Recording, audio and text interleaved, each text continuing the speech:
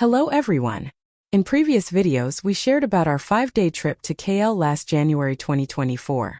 We want to conclude our KL travel series with a summary of our expenses, so you will also have some idea if you're planning to visit KL. We would also provide some suggestions for what we Filipinos call Pasalubong, or stuff we can bring home to family and friends.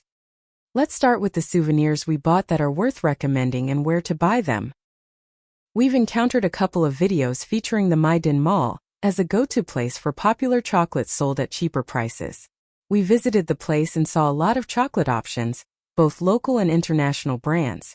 Sorry we have no pictures or videos because we couldn't find a staff to ask permission from, and we didn't buy anything there. We normally prefer to buy food items that are local to the country or we've just encountered there. Also, we want to make sure they're good, so we decided to buy from Central Market where they offer free taste.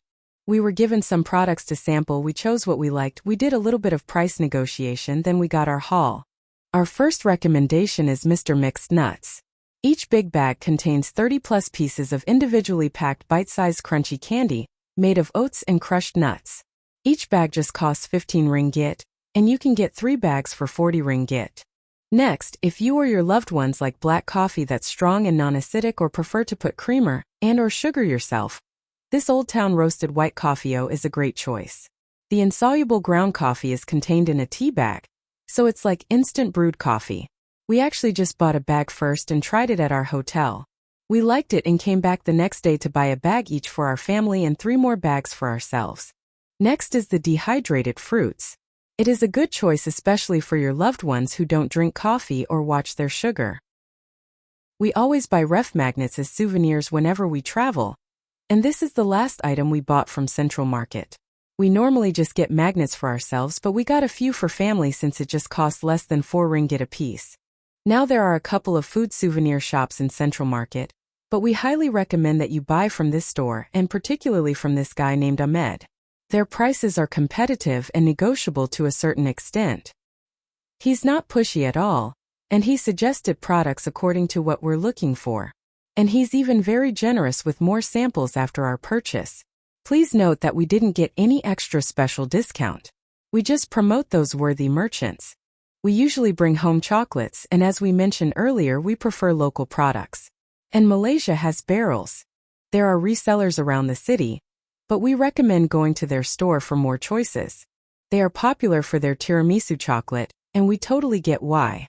As we usually do, we bought a box to try first and we immediately went back in to buy more boxes. Each piece is coated in some cocoa powder, and the cube chocolate has a unique creamy cocoa flavor, so the effect is like eating truffle chocolate. We totally recommend it. We also tried a bag of the plain milk chocolate. It has nice creamy texture and subtle sweetness. We also liked it, but we liked tiramisu a lot more.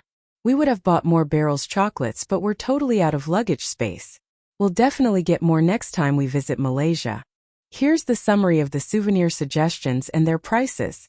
We hope you also like our recommended Malaysian products.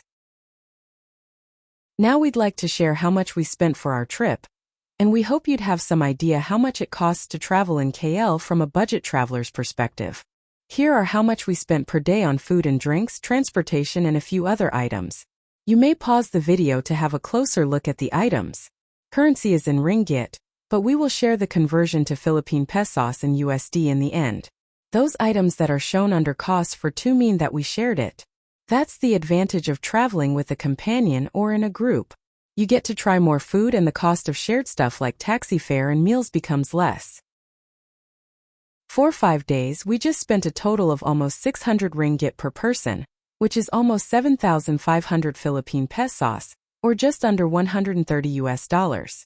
This includes almost 200 ringgit spent on beer and chips. So if you're not a drinker like us, you would even spend much less.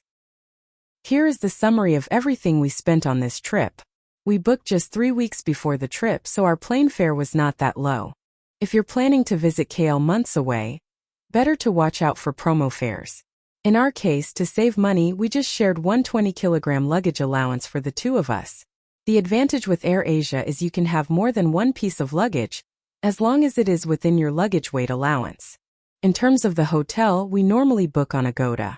Since the rates between Agoda and Klook at that time were almost the same, And Klook would be cheaper after using the promo code of content creators and using my Klook credits, then I chose it.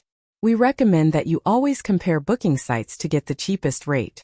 Also, we usually book our SIM or Wi-Fi device on Klook, as well as travel insurance, different transportation passes, tours and attraction passes or tickets.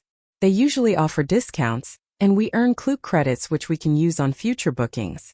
Not to mention the merchants are legitimate. Please note that it's not sponsored. We just want to share our money-saving tips to other travelers. Overall, KL is an affordable country to visit. There's so much to see. And if you like Singapore's food, its food scene is similar but cheaper.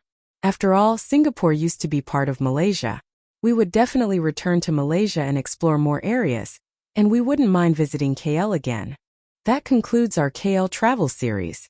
Thank you to those who have watched and shared our videos, and to your comments appreciating our tips and recommendations. Please be assured that we will never get tired of sharing travel tips so other travelers will have better experiences too. Always remember, travel responsibly. Till the next one. Thanks for watching.